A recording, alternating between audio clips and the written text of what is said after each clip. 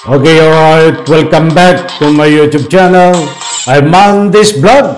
Ito, talagang matindi, mainit, matinding pagapangho na ika nga po para harangin itong si Kibuloy nang hindi umaristo, nang hindi makulong diyan sa Senado. Dahil gusto ko pong ibahagi sa inyo ang nilalaman ng video na ito. May grupo na pinapaikot ang nangangalap ng perma para ipagtanggol itong si Kibuloy. Ano itong grupo na ito? Ito nga ba ay mga senador? Mga kaibigan? Grupo ho ba ito ng mga senador na talagang tuluyan ang kumampi dito kay Kibuloy? Nagpapapirma sila upang hindi maaresto? Yan pong lahat mga kaibigan, laman ng video na yan ng ating tatalakayin. Kung bago pa lang po kayo sa aking maliit pa na YouTube channel, inaanyayahan ko po kayo, please subscribe, sabay-sabay po natin i-like ang video na ito kung nagustuhan niyo po.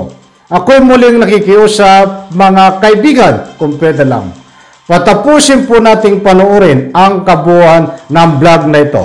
At nang sa ganon, lubos po nating maunawan at magbibigay po tayo ng kaunting punto de vista, public opinion.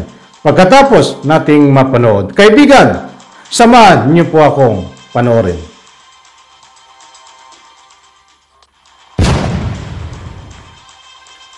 I think there is a group gathering the necessary signatures to thwart any attempt for the issuance of a warrant of arrest, which is also... Alam mo, nagsalita ako dati. Hindi pala ako member ng committee.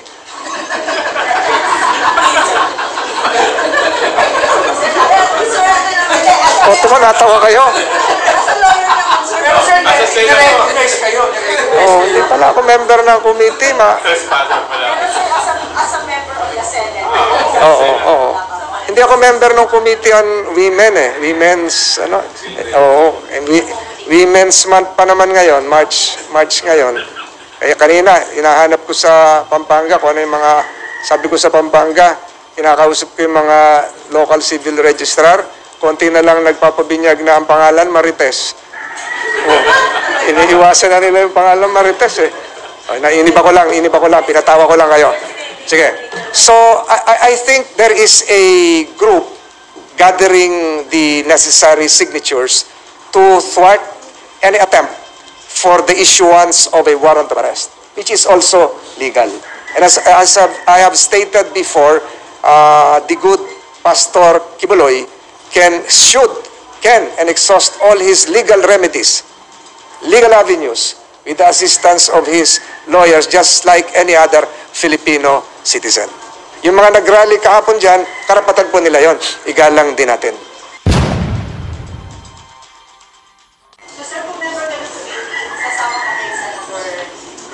Hindi nga ako member ng committee.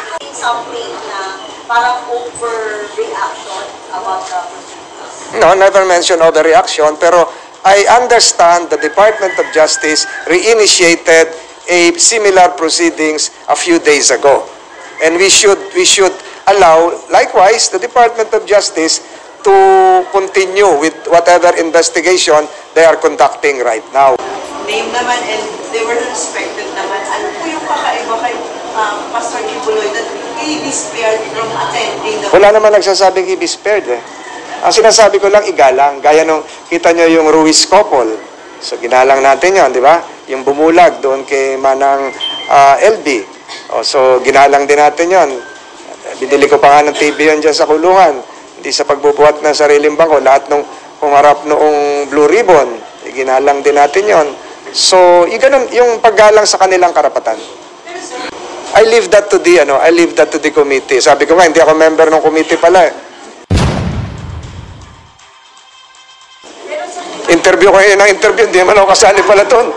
Ako naman, sagot na sagot.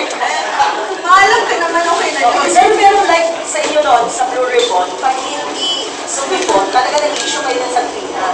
Ito, third time, may subpoena, pero hindi nire-record. Yung sa amin noon, nag-issue ng subpoena kasi vital yung testimony or document to be provided. But then again, binigyan pa natin ng dagdag eh. Hinayaan natin na mag-file sila ng memorandum for the first time to explain their position before citing a person for contempt. Ipaliwanag mo bakit hindi ka makukontempt. Kung matatandaan nyo, iyon. Ano mismo karapatan ni Kibuloy at this point? Kasi sir, marami namang mga Senate hearings na pag pinapasay in contempt yung resource person. Cited in contempt naman sila talaga after ruling. But this time, So anong karapatan? Yung kagaya ng karapatan nating lahat, right to be presumed innocent unless charges are proven otherwise. Right to have a counsel of his choice. Yung ginawa natin sa committee, kung wala kang counsel, you'll be provided a counsel by the committee. So, yun siguro. Pero mahaba na to. Hintayin natin itong kahihinat na nito. Mas maiging tanungin nyo yung mga miyembro ng committee. Kasi alam nila yung kanilang ginagawa.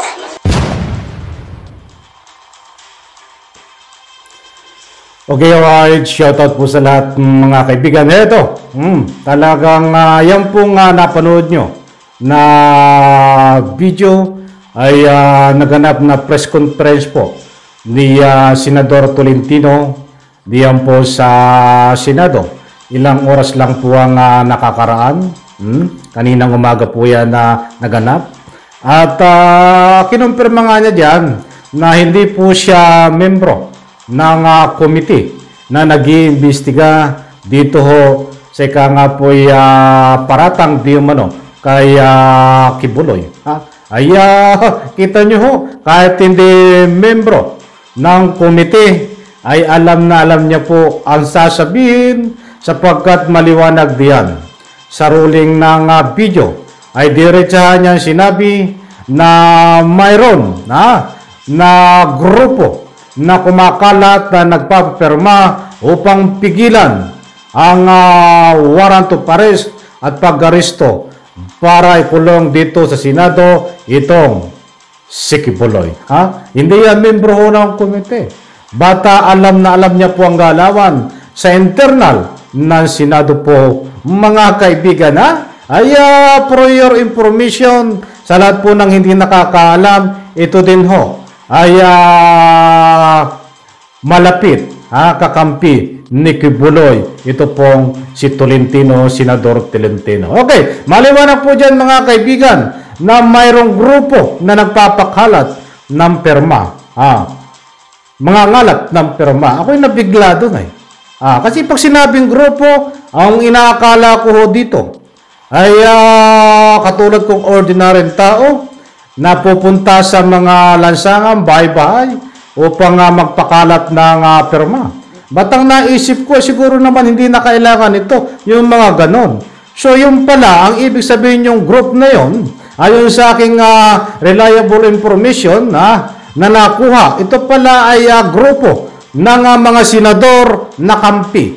Diyan ho, kay Kibuloy ay magpipirma sila dito na ika nga po'y para harangin ang warrant of arrest at nasa ganon, harangin din para hindi makulong. Diyan po sa Senado, ito pong si Kibuloy. Ang rason po niyan, yung pong maaalala nyo, kahapon po ay na-cited contempt sa Senado, ito pong si Kibuloy, subalit nagmosyon, hinarang po ni Robin Padilla. So, makatuwid mga kaibigan, ang nagpapagalaw, ginagapang, may dala-dalang papel, itong si Robin Padilla, na perma kayo, para hindi makulong, para hindi maaresto, para hindi nabasan ng warrant of arrest. Itong ating pinapanginoon, na si Kibuloy, ganyan po ang mangyayari. Real talk tayo. Totoo yan. Talagang planado, mga kaibigan. Bakit ganito na ang nangyayari sa Senado? Bakit ganito na ang nangyayari sa ating bansang Pilipinas? That is the first time ko rin pong mapanood at masaksihan ang ganitong pangyayari na may mga testigo na buhay na ang pinaglalaban ho ay karapatan ng kababaihan. Minulistya di umano, ginahasa di umano, subalit nababaliwala ho ang karapatan nitong mga biktima na kawawa, bagkus kung sino pa itong gumawa di umano, ang pinababango nila ang pangalan ng dahilan po sa maduming politiko, mga kaibigan. Ngayon ay pasensya na kayo ho kung hindi ko mabanggit na kumpleto ang mga membro ho ng komite. Sapagkat ang nakikita ko lang ho sa hearing ay si Senador Risa Hontiveros, ang pinakang diyan sa komite, nagana mamahala. At siyempre nandiyan po si Robin Padilla, masipag na umattend, but nandun lang ho, nakatunganga, hindi man lang magtanong. Hindi siya makapagtanong sa mga biktima, sa mga testigo. Itong si Robin Padilla, kaya't nakaganyan na lang po, nakatunganga sa Senado, dahil pag sumagot, ang ika nga po itong mga testigo, ay masasaktan siya Diba? Kaya hindi na siya nagtatanong. Ang binabantayan niya lang po ay para ipagtanggol itong si Kibuloy, katulad nga po nung dumating na motion niya, na pinigilan niya. Nandun siya matagal, naka-standby. Yun lang inintay niya na pigilan sa baylayas, mga kaibigan. But anyway, pasalamatan din po natin kasi umaten. Kahit pangaanga doon sa Senado. Diba? Binabantayan lang yung para may pagtanggol si Kibuloy. Hindi man lang tulungan para ma-elaborate. Diktikin niya. Gisahin niya itong mga testigo. Hindi niya mag-isa ang testigo. Dahil alam niya na masasaktan siya. Dahil alam niya, lalabas ang katotohanan. Mga kaibigan. Sino ito mga membro ng komite? Na grupo na alam po natin ay pipirma ito. Para pigilan. Hindi po para ipagtanggol, protektahan ang mga biktima. Pipirma po ito na kampi kay Kibuloy, pigilan ang pag-aristo, pigilan ang paglabas ng warrant of arrest. Nandiyan po si Nancy Binay. Ayaw pong umatin sa hearing. Di ba? Nandiyan po si Senador Senchi Villar. Ayaw din pong umatin sa hearing. Nandiyan po si Senador Amy Marcos. Ayaw din pong umatin sa hearing. Pasensya na ho sa mga hindi ko nabanggit, kung hindi kumpleto ito. Kung sino-sino ito, hindi sila nagpapakita Di ba? Kung sino-sino itong kumpleto na membro ng komite na ginaganap po diyan na Senate hearing sa Senado. Mga kaibigan, yan pong mga nabanggit ko na pangalan, uulitin ko, Senador Nancy Binay, itong Senador Eve Marcos, ito pong sa Senador Senchi Villar, ayon po sa ating mga impormasyon na matinding nakuha, na ika nga po may katotohanan, ito ay malapit kay Kibuloy at tagapagtanggol din ni Kibuloy. Kaya't huwag na po tayong umasa na ito po ay hindi pipirma. Ito po ay pipirma. Itong mga kaibigan. Ay depende. Kung magsakaling manaig ang konsensya, kung sakaling isipin nila, dapat justisya ang manaig dito, hindi ho pipirma yan. Kapag pumirma ho itong mga ito, yan po ang pinapanigan, ang kapakanan ni Kibuloy. Hindi po ang kapakanan ng mga biktima, hindi po ang patas na justisya na dapat nananaig dito sa ating bansang Pilipinas. Mga kaibigan, talagang matindi ito. Matindi, masakit tanggapin sa mga biktima na sila pa mismo ngayon na pinababayaan na ating ika nga po'y kinauukulan na dapat sila bilang senador ang pumuprotekta dito sa ika nga po'y mga biktima. Ba't sa nangyayari po ngayon? Itong mga senador na ito na pipirma, buti pag nagbagong isip, na pipirma ay pinoprotektahan itong si Kibuloy na sa ganun hindi makulong, hindi maisyuhan ng warrant of arrest, at nasa ganun po ay ligtas na makimas ng ika nga po'y diyan sa kulungan. Hindi naman totally kulungan sa Senado, di ba? Ba't ayaw po nilang umattend? Ano ang question doon? Makukulong ka sa Senado, hindi naman tunay na kulungan, naka-aircon ka. Bakit ayaw po nilang umattend? Alam na ang dahilan, alam na this. Di ba?